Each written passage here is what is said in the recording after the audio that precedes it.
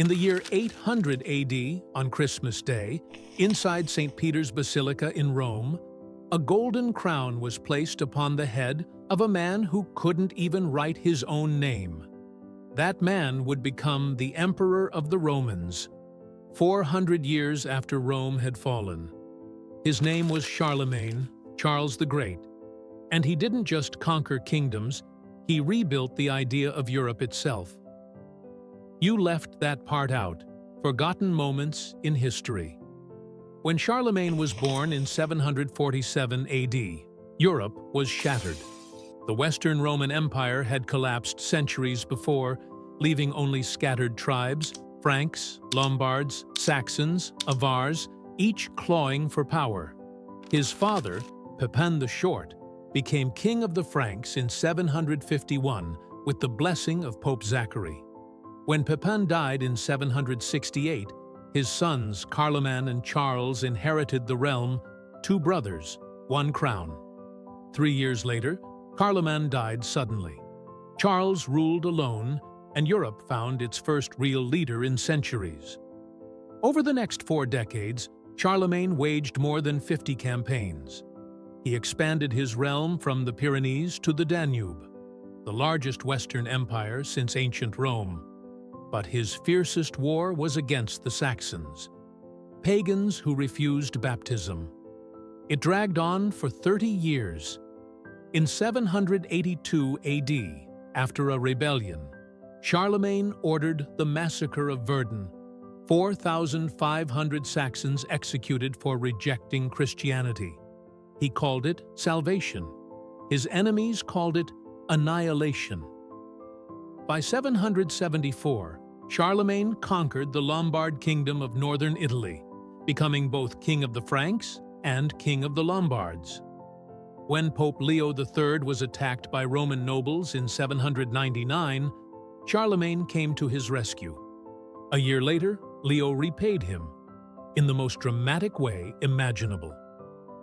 On December 25, 800, inside St. Peter's, the Pope placed a crown upon Charlemagne's head and proclaimed him Emperor of the Romans. The twist? Charlemagne hadn't asked for it, and by doing so, Leo had just created a rival to the Byzantine emperor in Constantinople. The West had an empire again. Despite ruling half of Europe, Charlemagne couldn't write. His biographer, Einhard, said he practiced secretly at night, tablet under his pillow, but his sword-scarred hands never mastered the pen. And yet, this illiterate emperor built the greatest education system Europe had seen since Rome. He invited scholars like Alcuin of York to his palace school at Aachen together. They taught the children of nobles, standardized Latin, and created a new handwriting called Carolingian minuscule. The script that evolved into our modern lowercase letters, he couldn't sign his name. But you can thank him for how yours looks on paper. Charlemagne made Aachen his capital, a city of stone, marble, and faith. He imported Roman columns from Ravenna, built golden mosaics, and crowned it with an octagonal chapel modeled after San Vitale. He called Aachen his New Rome. For centuries, every Holy Roman emperor would be crowned there. If Rome had fallen, Charlemagne simply decided to build another. To Charlemagne, ruling was a sacred duty.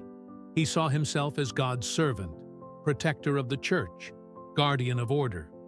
He reorganized dioceses, enforced uniform worship, and sent royal envoys, the Missi Dominici, to inspect local rulers. They were his eyes and ears, ensuring justice and faith traveled hand in hand. From this fusion of crown and cross came a new identity: Western Christendom. It's not an exaggeration to say, Charlemagne invented the West. Charlemagne died on January 28, 814, at age 66. He was buried in Aachen Cathedral, beneath the dome he'd built. 2 centuries later, in the year 1000, Emperor Otto III opened the tomb. Legend says he found Charlemagne's body seated upright on a throne crown on his head, sword in hand, and a book across his knees perfectly preserved. whether truth or myth, it turned a king into a legend.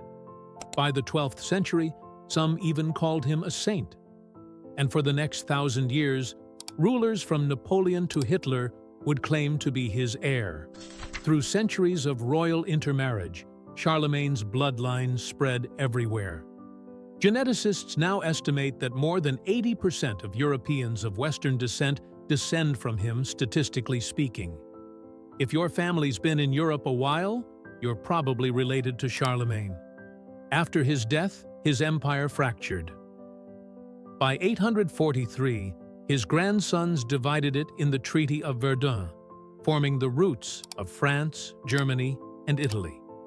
But his dream, a continent united by faith, law, and learning, survived. He bridged the world between ancient Rome and the Middle Ages, between chaos and civilization.